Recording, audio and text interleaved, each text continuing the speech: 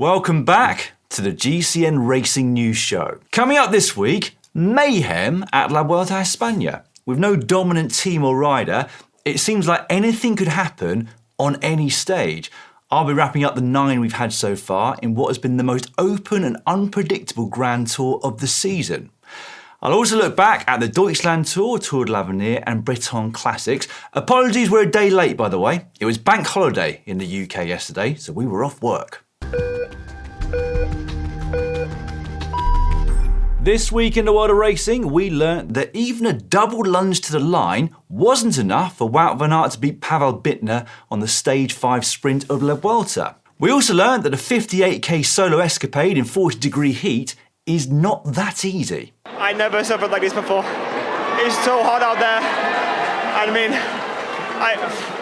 from the last climb I was cramping full and I didn't know if I could go. You know, I've had a lot of bad luck over the years in Grand Tours and I really didn't know if I could make it, but I'm just so happy I could finally win another Grand Tour stage. We also learnt how it feels to be helped to a stage win by the reigning champion of the race. On the top I found myself with Sepp alone in the front group, so it was really difficult to manage, but yeah, Sepp did such an amazing job. I don't know if people realize what it's like if you're below 60 kilo and you do that kind of pulls on the flat. Yeah, I was so I had goosebumps in the wheel and I just want to finish it off, so this is a really big one. And finally, we learnt that this Vuelta is wide open. After a time trial and a couple of sprint stages, the race for the general classification opened up last week with a summit finish won by Primož Roglič on stage 4. There weren't huge gaps there, he didn't obliterate the field, but I think there was still a sense that this Vuelta could become the Primož Roglič show, just as it has been so many times before. Roglič had taken the lead of the race after just 4 days, an ominous sign to his rivals, but then came stage 6. It's not rare that we see upsets or surprises or dramas in cycling, but it doesn't make them any less surprising or spectacular when they come along. On what looks like it should have been a relatively simple stage to control for Red Bull Bora Hansgrohe, they lost control of the race.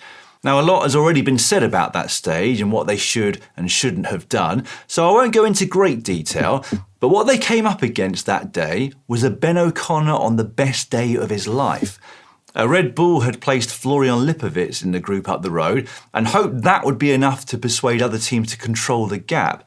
But what it meant was that there was a bit of a Mexican standoff, which allowed the gap to the break to get a little bit out of control. Were it not for O'Connor being on such a good day, though, it wouldn't have mattered so much. But he was. Almost all the rides up the road were either caught or had no more than a couple of minutes on the main GC group by the finish. But the slight problem was that O'Connor was a further 4.5 minutes up the road. Now, I wouldn't say it turned the GC on its head, but it certainly looked a lot different that evening. Roglič dropped from first to second overall, almost 5 minutes behind Ben O'Connor. Now, this sort of thing has happened before. Riders allowed to go into the leader's jersey at a Grand Tour, but the sort of rider you allow to do that normally is not normally the same sort of rider who recently finished close to the podium of the Giro d'Italia, not normally the same sort of rider who's finished 4th at the Tour de France. So whilst there is a chance that Roglič and the others can chip away at that advantage over the remainder of the race, there's a fairly similar likelihood that O'Connor will remain steadfast and in that red jersey to the finish. However you look at it, it's going to be a fascinating final 2 weeks of this race. And how different does it feel to the Giro or the Tour, in which Pogačar dominated pretty much from start to finish? Here, there are at least 5 riders who could, conceivably, still win this Vuelta. Before I name those names, I should go over stage 9 from Sunday. More mayhem. Now, unfortunately, there was no coverage of the start of that stage, so we didn't get to see how the breakaway formed. But what we found out through live text updates was that a strong group of about 25 riders had gone up the road, including 3 riders from UAE Team Emirates. One of those was Adam Yates. Now, with Joao Almeida forced to abandon the race with COVID-19, UAE suddenly had to change their game plan. But even they could not have envisaged that they'd get up the road with Yates, Vine and Soler, the perfect combination of teammates. Yates wasn't the best placed on the GC in that group though, that was David Gaudu at 6.5 minutes. But this is where O'Connor getting all that time makes time gaps a little more confusing. 6.5 minutes sounds like a lot, but that is to O'Connor. It was only 2 minutes 40 from Gaudu to Roglic. Now the great thing for O'Connor is that he's got himself such a comfortable advantage on GC. Any GC threats who head up the road are going to encroach on the other podium hopefuls way before they get close to him. For example, there was a point on Sunday's stage where Gaudu, Yates and Carapaz, more on him in a second, all three of them had virtually leapfrogged Primož Roglic on the GC, but none of them had got within 2.5 minutes of O'Connor. Anyway, UAE's plan, if the post-race interviews were to be believed, was for the stage win rather than propelling Yates up GC, and there's no doubt they nailed that. Soler and then Vine set a blistering pace on the penultimate climb of the day for Yates, who would never be seen again.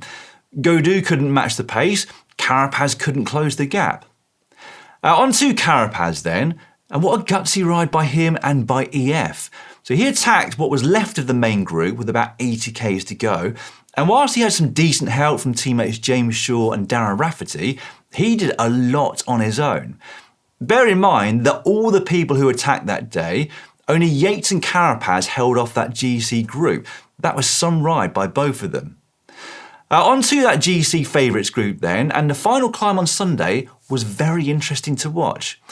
Mas, perhaps sensing some weakness in Roglic, attacked with Sivakov on his wheel.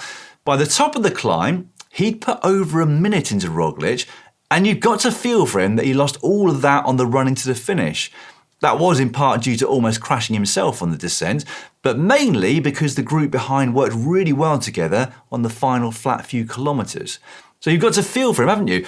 On one of the rare occasions where he's on a great day and goes on the attack, he's got a group behind him that are actually cohesive. I hope he takes confidence from that though, because he can genuinely win this race this year. And what about Roglic then? Well, he showed once again that he is fallible. He was not on a good day on Sunday, but what he's always seemingly able to do is limit his losses well when he's not at 100%. He has been chipping away at O'Connor's lead, and things were going in the right direction, but Sunday proves it's not going to be all plain sailing for him. For O'Connor, Sunday would have been great for his morale. Not only was his team really strong, not only was he climbing at least as well as Roglic, probably better on the day in fact, he also took 4 bonus seconds on the finish line. So after 9 of the 21 stages, and with much more climbing to come than we already had, this is how things look on the general classification. Ben O'Connor still very safely at the head of affairs, and actually increasing his lead over Roglic courtesy of those 4 bonus seconds he picked up on Sunday. The gap between the two of them now sits at 3 minutes and 53 seconds. Carapaz pole vaulted himself up 15 places on Sunday. He now sits 3rd overall, whilst poor Enric Mas, despite his exploits, actually loses a place. He's now at 4 minutes 35 to O'Connor, 42 seconds behind Roglic. Landa is in 5th. Lipovic moves up 3 places to 6th at 5:29. Yates moved up 20 places to 7th. He's now at 5.5 minutes, but just 1:37 behind Roglic. Gal is on the same time, whilst Carlos Rodriguez and David Gaudu complete the top 10 as things stand.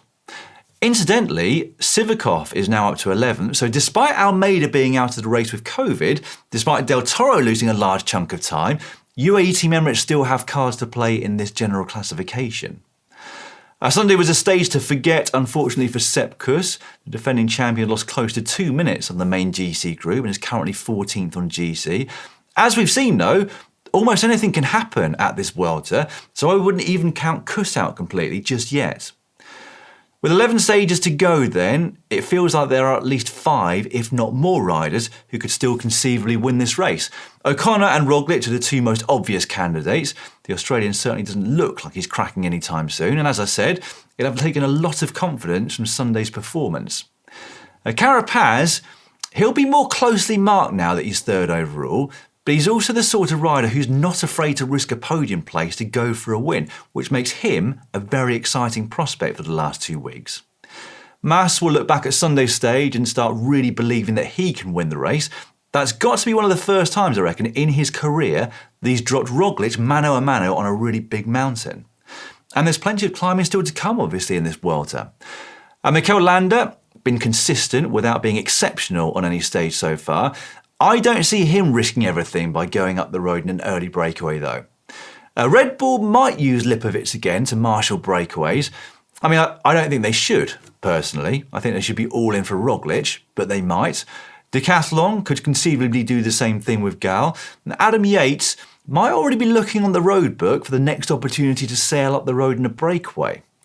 Now, I think with Red Bull not taking complete control of the race, with no one rider or team looking dominant, every single rider who's still in the top 15 on GC is going to be sensing blood. Everyone knows this race can change in an instant because that's exactly what has already happened on 2 stages in the first 9. So make sure you watch this race because it looks like it's setting up to be the best men's Grand Tour of the season. Back to the classifications then. Wout van Aert leads the green jersey competition, 41 points ahead of Groves, who in turn has double the points of Pavel Bittner in third. Yates propelled himself onto the blue polka dot jersey as KOM. He's 4 points in front of Roglic now, whilst Lipovic enjoys a 31-second advantage over Rodriguez in the young riders classification. I'll just quickly go over a few of the riders who are no longer in the Vuelta. As mentioned, Almeida forced to abandon with COVID. Real shame for him because he's been looking very good and on decent form. Antonio Tiberi, the GC leader for Bahrain Victorious, didn't finish Sunday's stage after suffering heat stroke, which is something a lot of riders have had suffered. It's been like racing in an oven for them over the first 9 days of the race. And that means actually that Bahrain are already down to just 5 riders. Caruso and Kepling are all also out. Josh Charlie was also forced to abandon after a crash on stage 9, so it's been a tough latter part of the season for him. The race continues today with another stage that has the terrain to see some interesting moves.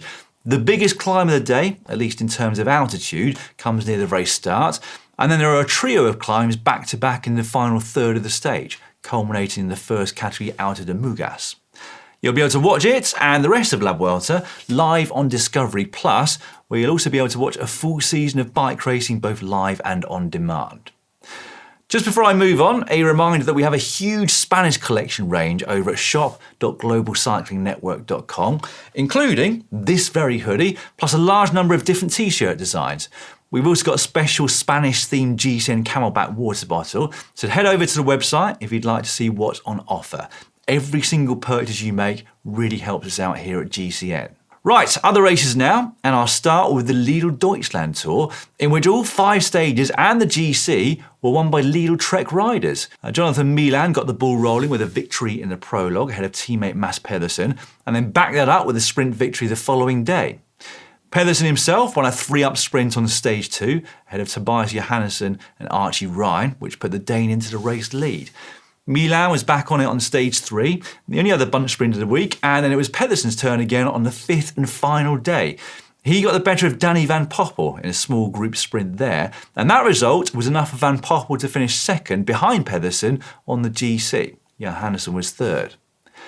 Meanwhile, there was yet another victory for UAE Team Emirates at the Bretagne Classic on Sunday. Mark Hirschi spoiled the sprinters' fun by successfully holding them off after attacking with 3.5 Ks to go. It was the young Frenchman, Paul Magnier, who had to settle for second, with Magnus Cort in third. UAE's tally for the season, now with their men's squad, is 67 wins and counting. Misha Bredeveld took SD Works count to 57 this season in the women's race the previous day. She'd been away with Chloe Dygert and Liana Lippert, but with the Movistar rider dropped in the closing stages, it was only Dygert who could stop Bredeveld taking back-to-back wins at the race, and in the end, she was no match for the Dutch woman. All 3, though, can be thankful they weren't involved in the bunch sprint behind them, because there was a huge crash there that took down a large handful of riders. At the Tour de l'Avenir, we had the first ever British winner. Joe Blackmore is a name you'll have heard me mention quite a lot at the start of this season.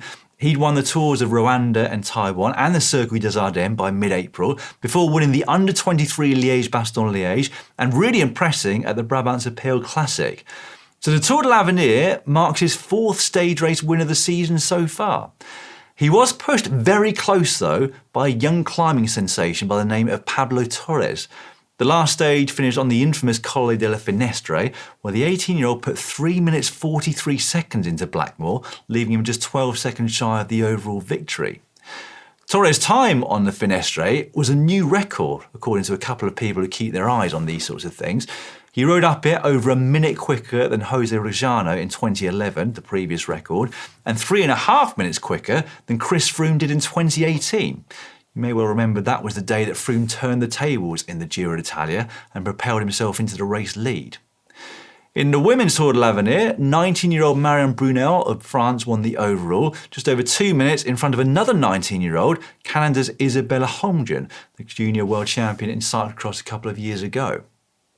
I will finish once again with a wrap-up of all the latest rider transfers, the biggest of which was announced yesterday, and that was that Victor Campenaerts is leaving Lotto Destiny after spending the last 3 years with them and returning to Visma Lease Bike, with whom he rode in 2016 and 2017. The Belgian signed a 3-year deal with them, so he'll be there until at least the end of 2027. Leaving Visma are the Van Dijker twins, who are both headed to Red Bull Bora Hansgrohe. Lidl Trek have been busy again. They've signed Rihanna Marcus and Anna Henderson and Emma Norsgaard actually to their women's squad, whilst Tim Thorn Teutenberg joins the World Tour team after a successful year with their development squad. Pascal Aencorn will also move away from Lotto Destiny. He's off to Soudal Quickstep. And actually Lotto are losing quite a few of their bigger name riders. Andreas Kron will join Uno X Mobility at the start of 2025. Alex Aramburu is moving from Movistar to Cofidis, Sam Watson from Groupama to Ineos, and Nicola Conchi from Alpecin de Koning to Astana. There are also rumours that Astana are looking to buy out Caleb Ewan from his current contract, which is of course of Jaco Alula. Got no doubt that Dan Benson will be all over that, if or when it happens, so keep your eyes on his Substack. Right, that is all for this week's show. Enjoy the second week of La Vuelta, everyone, and I'll see you again this coming Monday.